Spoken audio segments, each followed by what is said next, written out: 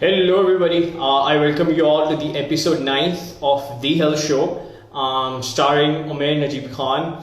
Umair is a wonderful comic artist. He's one of the very few comic artists in Pakistan, and especially having such a solid work done. He's also the curator of PaakLegion, and if you look at his artwork, it's astonishing. The word I would like to call it. And he's gonna join in a few seconds, and here he is. Hello, Umair. Hello, hello. I'm so sorry about it. I know it's totally fine, totally fine. It happens. Thanks to K Yeah, Electric and PDC. yeah, exactly. That's what happened. All right. Can you please introduce yourself once again for the people who are just gonna join in, and for the people who will watch it afterwards? Okay. So I'm aware. I am currently based in Islamabad. I am an illustrator, graphic designer, and an inspiring storyteller. So I make comics, I make children's books. I also do publicity design for films and music videos. And I'm currently working on a superhero universe called PaakLegion, which is basically a collection of Pakistani superheroes. So like a team of them. And other than that, I also work on short comics, which are available on webtoons. That is just amazing. So, tell us about Park Legion. Is it something like what जो Glass Unicorn Studio वाले कर रहे हैं, like what they're kind of building upon the superhero thingy? Okay, so my superhero thing is kind of limited to comics right now. I don't have plans of making it animated. And even when it does go there, I want to kind of stick to 2D animation and not 3D. That's mostly done in Pakistan. But it is superheroes essentially. But my kind of take was in another direction. I did not want the superheroes to look like the superheroes that we always imagine. Like when we talk about superheroes, we assume like 6, 7 feet men with like six-pack abs and really long torso, very unrealistic. So my idea was to kind of make it different from that. I wanted Pakistani representation in it. I wanted body positivity in it. I wanted inclusion of everyone in it. So a lot of that went into it. And then because Pakistan, if you look at it, is really diverse in terms of culture and all the ethnicities and people that exist here. So I kind of wanted representation on that level as well. So like internationally, maybe they'll just see us as Pakistanis, but on the core team, I wanted to show like people from different regions who speak different languages. So all of that kind of went into it. That is just beautiful, Umair. Like you mentioned that the things you want to include in this, like your art and your work, that the superheroes that we see all day, and all of those things that which are actually very unrealistic, and you want to make it more realistic and go to the point of our culture in Pakistan and languages and stuff like that, especially body positivity. That's like very strong. And I hope and I pray that you do, achieve it and achieve it big. Like you go big time with this. We're Yeah, joined by yeah. Imad. That's great. Oh, Imad is nice. I feel validated. Same. I mean, Imad is like a wonderful guy. I mean, I've seen his artwork, I've seen his work, and it's also amazing. It's Yeah. beautiful. All right, Amir. So since you're in the health show, this is a very important question, and that is, how do you keep yourself healthy? Okay. I'm probably the worst person to be answering this question. But yeah, it has been a struggle. And it's kind of that one thing that always is on my mind, but it's really difficult to like follow suit and actually do things. But yeah, one thing that I kind of picked up a few years back was not taking unnecessary sugar in my diet. So like I don't have it in my chai or coffee. I don't do that. And another thing, because I can't maintain a healthy diet generally, I try, but I can't. So I don't keep snacks at home. So like I don't have any biscuits or chips or anything of that sort at home. ताकि if it is there, तो मैं खाऊंगा. So that's another thing I kind of try not to go over. But yeah, उसके अलावा all of it is kind of on the shaky grounds. But I'm trying, but it's also difficult to uh, keep at it. That's great. All right. Tell us this, and what do you do about your physical health? Like, do you exercise? Do you try to exercise? And what sort of exercises do you like to do? I I do try. but again वो routine नहीं बन पाती. But in Islamabad I do occasionally go for hikes. Like pehle I was trying to go every week, but then since the lockdown started, it kind of became difficult to go there. So then I kind of All right. tried to do it, Yeah, yeah, and please, then, please. but yeah, then I tried to do it at home, and then I got sick as well. So uske baad se the routine has been really bad. All right, so for the Islamabadis who are going to listen to this, tell us which trail do you like the most? Trail 5, 4, 3, 2, 1. I find five the easiest, so I go there. You find it the easiest. It's supposed to be the hardest. No, that's trail three, I think, the one that's the hardest. Trail 5 is like with the mountain की बिल्कुल sides है ना, corner से आप चलते हो. Trail 3 जहाँ पे वो fire line थी, just straight ahead. No, am I confusing three and five? Like the one that has a really long route to it. Like you have to first walk a lot and then the hike starts. That's trail five, right? Yeah. There is one trail that starts directly. Like you just go there and it's really steep and just goes up. I 3. think Yeah, it's trail that's three. probably 3. Trail 3. Three, yeah, yeah. So I find five easy because there's like a warm up before you actually start hiking. So that I find better than three. Three I found really risky because I like going on hikes alone. वरना groups में क्या होता है कि everyone has a different pace and So, there's people who are like faster than you and then I don't like being mocked by them. Like I did with a few friends a lot of the time and the skinny ones would always be like uh, at a here's really the high fastest. pace. Yeah, yeah, yeah, yeah, yeah. So can't do that. Too much pressure. All right. Tell us about this. Being an artist, what's that one thing you wish you had known before you began your journey as an artist? I think being patient with it. I feel like if I was more patient when I started, I would have learned even more. So like being patient actually does like it helps in a lot of ways, like and this is one thing that I'm kind of actively working towards abhibi because a lot of the times it happens and I think social media plays a part in it as well because like anytime you open art accounts, I'm talking to myself, you see these really complete detailed pieces and once you look at it on face value you just assume like that's all that certain artist or the person makes. You forget all the hard work that goes into it, the years of practice that they have. So this is one thing that I'm working on, and I advise other people on it as well. Okay, when you're making something, don't think about what will it look like at the end, or don't even force yourself to complete it.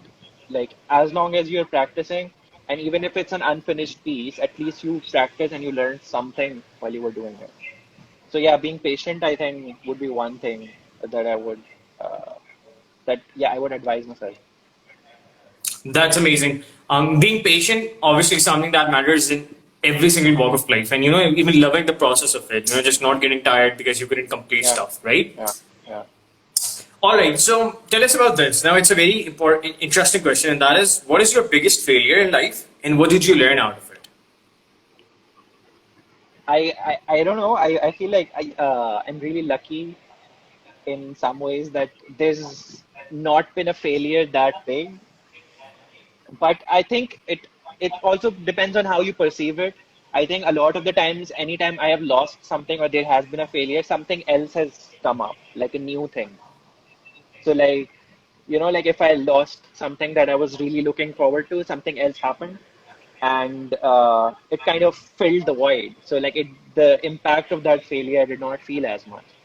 So that has almost always happened. Like before PaakLegion, I was trying to focus on something. I was working towards something that did not happen, and I kind of knew, okay, like if this thing does not happen, I have spent like 6 7 months on it. It's going to be really bad.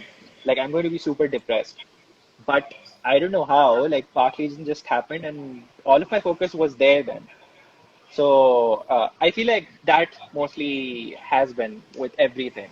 I think one thing that I would have wanted was probably like I would have wanted to spend more time with my grandparents, but before they passed, I think death is probably the only thing that जिसका void fill नहीं हो सकता किसी और चीज से. But other than that, like material world and all the things you're working towards, I think you can forego it if you want to. You can move on from it.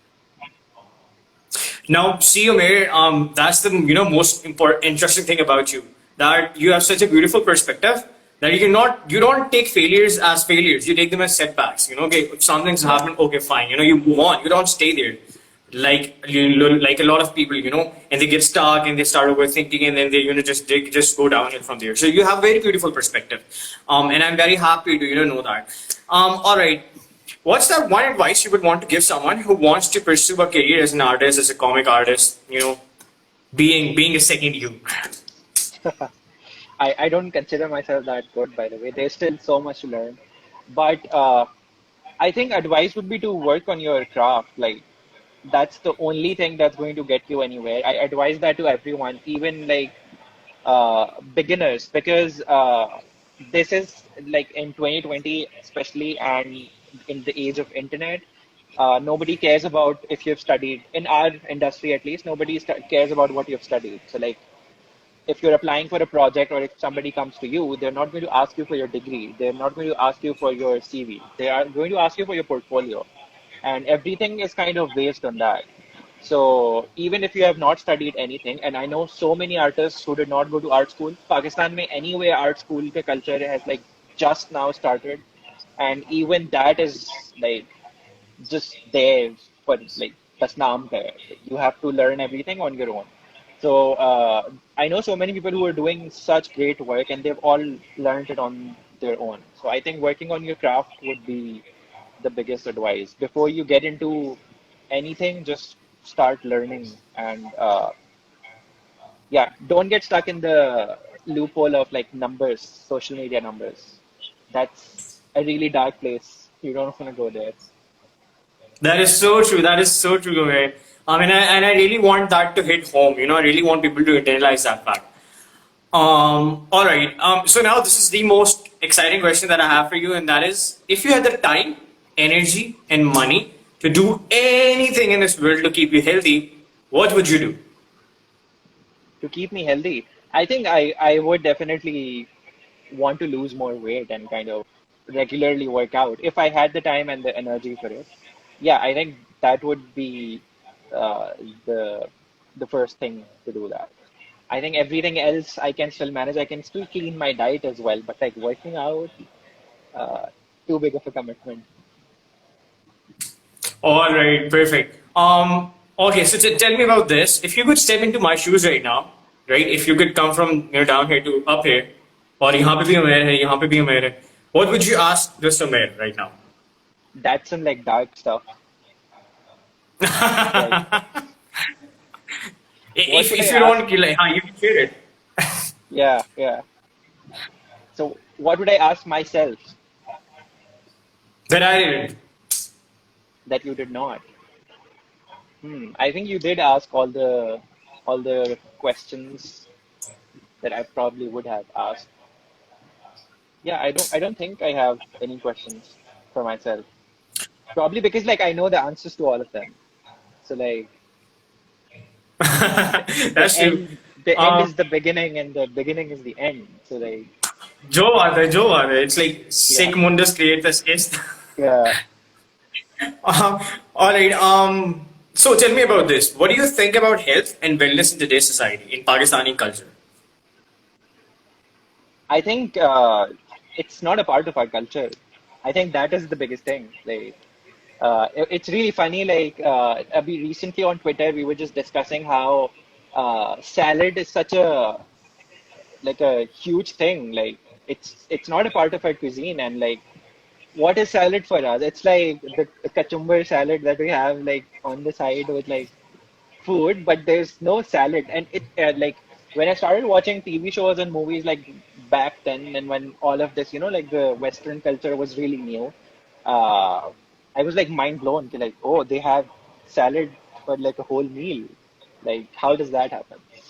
So I think the same way for like working out and anything remotely healthy, I don't think it's a part of our culture. Especially for us, like in the metropolitan cities, and the people who don't do the like direct hands-on hard वाला labor. Like हमारे लिए तो it has not been a part of our culture. But हाँ, like the trend is picking up more and more. I think one reason probably is social media again, because in some ways, although it's really bad, people are becoming more insecure about things. And for a few people, that has been like a motivation to kind of make themselves better. Although it kind of does go towards extremes, like वो फिर गलत direction में चले जाता है, where people start having body issues and all of that. True. So Yeah, and I think it happens with like most of us. Uh, you start opening all the accounts of all the influencers, and suddenly you're so insecure. Matlab, this is not what I wanted to be influenced by. Right? Not influencing us the right way. that is so true. And just like you mentioned, K, the whole problem is कि it's not even our culture. That's the whole problem Yeah, because yeah, to begin with, हम सलाद को ऐसे देखते हैं. It's something like but and like that's a whole new a field of science if you can call it in cooking and dieting, right? yeah. Like salad's so good. It's something which we need to give a lot of more importance upon, right? You're so right. Tell us about this. Where can our listeners connect with you online? Where can they find me online? Instagram, at Umair Najeeb Khan. I am on Twitter as well, the same handle. Facebook, the same handle. Most of my portfolio, all of the work is on Behance for potential clients. Okay. Okay. Oh wow. K Electric. Yeah. No, I think light आ गई है अब ये generator बंद हुआ है. Acha, that's good news. Yeah. Yeah. All right, should tell us about this. Being an artist and being a being a super artist. How do you keep yourself creative? How do you keep yourself in the zone? That is kind of tricky. Like, like there's no exact formula for it, because being burnt out and kind of art block is very common. It happens with almost everyone. I think not just with me, like a digital artist. I think it happens with writers as well, with singers too. It's really common. I think what I do for myself is I consume a lot of media. So like there's a lot of TV shows that I watch. There's movies. There's a lot of music. I can't work without music. So there's that. I read as well sometimes. I can't read too much now. And I think other than just illustrating, I also write and I design as well. So like, having to do different things kind of keeps you in the zone. Like if I am illustrating all the time, it does kind of maybe get too tiring or boring because it becomes monotonous then. So I think consuming a lot of media helps because it just motivates me. And I also follow a lot of artists, so I have this huge library on me with like a folder that's only for references. So when I can't do anything else, I just start studying them, seeing their compositions, how they work, other people, and yeah, it does help. It motivates in a lot of ways. All right, perfect. Now this is a very important question. I feel like this thing it's not given the due attention it needs. It's not talked about much, and even if it's talked about, it's people only focus on the problem, yet they're not focused on the solution, and that is mental health.